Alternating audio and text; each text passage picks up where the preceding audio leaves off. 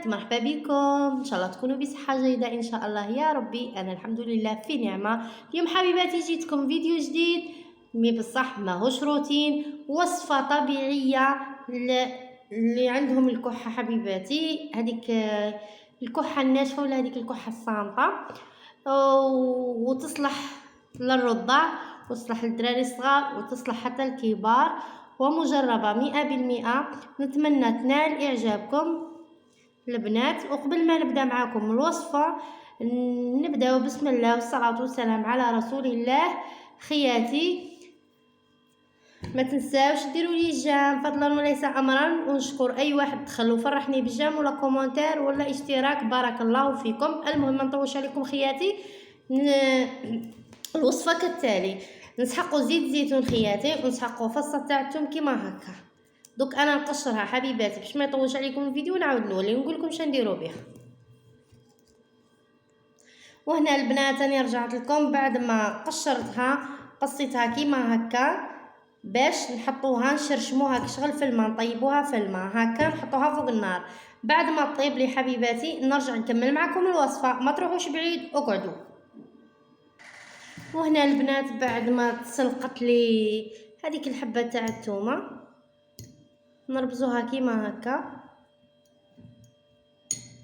وما تخافوش زعما تبقى ريحتها ولا ما يقدروش ياكلوها، عادي جدا البنات. انا نزيد لها هنايا شويه الحليب اللي كانت راح ديرها لبنها، دير فيها حليب من تاعها باش تولي عندها كشغل بوماضه، لازم تحصلوا عليها كشغل بوماد هكا حبيباتي. نديروا فيها شويه الحليب دوك، من بعد نمعسوها كيما هكا، نمعسوها هكا حتى تولي عندنا بوماضه وتنسجم هكا خياتي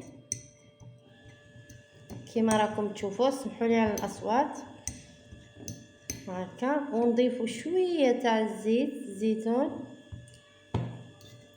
ونخلطوا المكونات مع بعض خياتي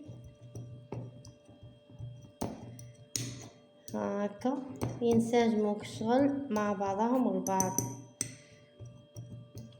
البنات.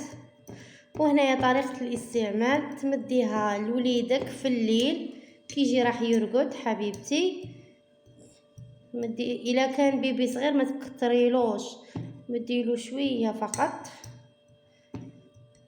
وتمديها له 3 ايام مورا بعضهم، وان شاء الله تروح له الكحه للابد كما نقولوها، صاي ما يزيدش يمرض باذن الله. على بالكم كامل نكرهوا هذيك الكحه اللي تجينا، ان شاء الله تكون واضحه خياتي. هذه هي هكا.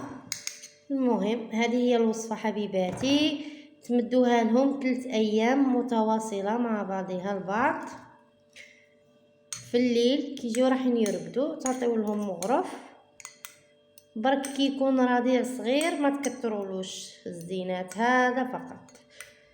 هذه هي. المهم وصلنا لنهايه الفيديو، ان شاء الله تنال اعجابكم الوصفه. البنات جربوها ما تندموش، وصفه مجربه 100%. وقبل ما نكمل نتمنى ديروا لي جيم واشتراك في القناه فضلا وليس امرا، واللي تجربها وتنجح معاها تجي وتقول في التعليقات باش تنفع غيرها ان شاء الله.